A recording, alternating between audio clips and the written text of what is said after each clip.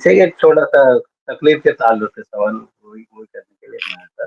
جی اکثر جب تکلیف کی دلائل دی جاتی ہے کہ جو عوام ہے وہ تکلیف کرے گی جو عالم نہیں ہے، لیکن جو مستعد عالم ہے وہ تکلیف نہیں کریں گے.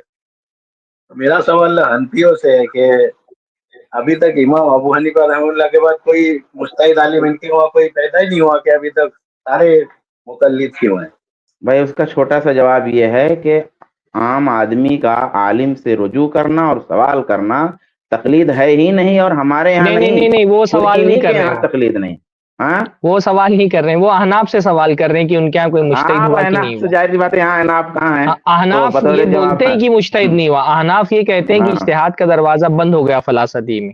وہ یہ بولتے ہیں کہ اجتہاد کا دروازہ بند ہو گیا، اور اس پر بھی احناف پر بہت تنقید کی ہے معتبر علماء نے کہ بھائی اجتہاد کا دروازہ کیسے بند ہو سکتا ہے؟ کہ اللہ کے رسول نے کہا تھا کہ فلاں صدی کے بعد سے اجتہاد کا دروازہ بند ہو جائے گا. تو احناف یہ کہتے ہیں کہ اب اجتہاد کا دروازہ بند ہو چکا ہے، اب جو بھی اجتہاد ہوگا وہ فی المذہب ہوگا، یعنی جو مجتہد پیدا ہوں گے وہ مذہب کے مجتہد پیدا ہوں گے جو ایک مذہب کے اندر اجتہاد کریں گے. وہ یہ کہتے ہیں کہ اجتہاد کا دروازہ بند ہو گیا ہے، اور یہ بھی ایک ایسی چیز ہے جس پر ہم ان سے اختلاف کرتے ہیں. ہم یہ کہتے ہیں اللہ تعالیٰ قیامت تک مجتہدین پیدا کرتے رہیں گے.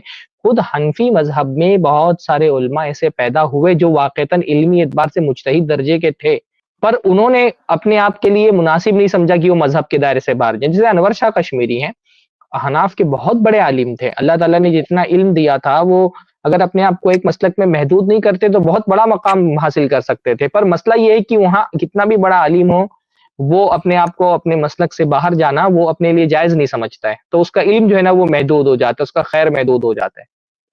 اچھا ایک اور نوازل میں جو اجتہاد کرتے ہیں یہ جب تو کہاں اس وقت جو ہے مطلب پھر تو اجتہاد ہی بچتا ہے نا. ہاں لیکن وہ اپنے مسلک کے اصولوں میں ہی رہ کر کے اجتہاد کرتے ہیں، اس میں بھی وہ اپنے مسلک کے اصولوں سے باہر نہیں جاتے ہیں. حتیٰ کہ جو تفریعات کرتے ہیں وہ بھی فتوے پر تفریعات کرتے ہیں، یعنی پرانے فتوے کو نکال کر کے اس کے نظائر ڈھونڈ کر کے پھر اس کی نظیر پر جو ہے نا اجتہاد کرتے ہیں. اس میں بھی وہ ڈائریکٹ قرآن و سنت سے کم ہی ایسا ہوتا ہے کہ اجتہاد کرتے ہیں، وہ نظائر ڈھونڈتے ہیں کہ اس مسئلے میں ہماری فقہی کتابوں میں کیا نظائر ہیں، نظائر کی بنیاد پر حکم لگاتے ہیں.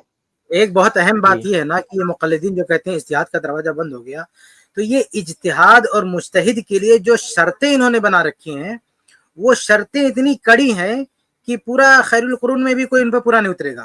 مولانا اسماعیل سلفی رحمہ اللہ نے بہت اچھی بات لکھی ہے کہ یہ انہوں نے اتنی کڑی کڑی شرطیں بتائی. جب مجتہد کی شرائط بیان کرتے ہیں تو اتنی کڑی شرطیں بیان کرتے ہیں نا، یہ صرف اس لیے تاکہ اجتہاد کے دروازے کو بند کیا جائے اور یہ کہا جائے کہ اب کوئی مجتہد پیدا نہیں ہو سکتا. تو حقیقت میں یہ تقلیدی کتابوں میں جو بڑی بڑی شرطیں ہیں نا مجتہد کے لیے، وہ شرطیں قطعاً نہیں ہیں مجتہد کے لیے.